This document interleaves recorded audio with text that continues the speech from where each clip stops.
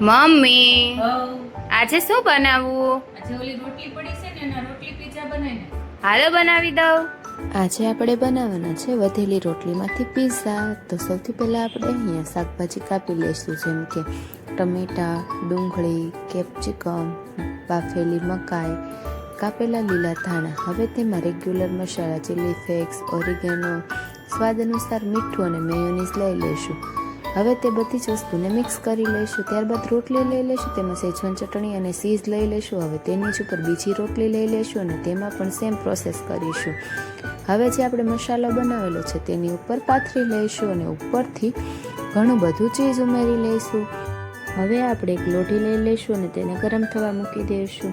ગરમ થઈ જાય એટલે આપણે તેમાં 2 ચમચી જેટલું ઘી ઉમેરી લઈશું અને ઘી ગરમ થઈ જાય એટલે આપણે જે બીજી રોટલીનો પીઝો બનાવેલો છે તેની ઉપર તેને એડ કરી લઈશું. હવે ઉપરથી આપણે તેને વાસણથી ઢાંકવાનું છે, જેથી આપણો પીઝો છે તે એકદમ ચડીને તૈયાર થઈ જાય. તો આપણે તેને 4 થી 5 મિનિટ સુધી ઢાંકી દઈશું. ઢાંકીને ખોલીશું તો જોઈશું તો આપણો પીઝો બનીને એકદમ તૈયાર છે. તો આપણે તેને કટ કરી લઈશું અને હવે તેને એક ડીશમાં કાઢીને સર્વ કરીશું ગરમા ગરમ. તો તૈયાર છે આપણે રોટલી પીઝો. તો ચાલો મમ્મીને ટેસ્ટ કરાવીએ.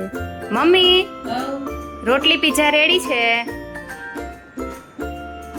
સરસ બનાવ્યો છે. Thank you.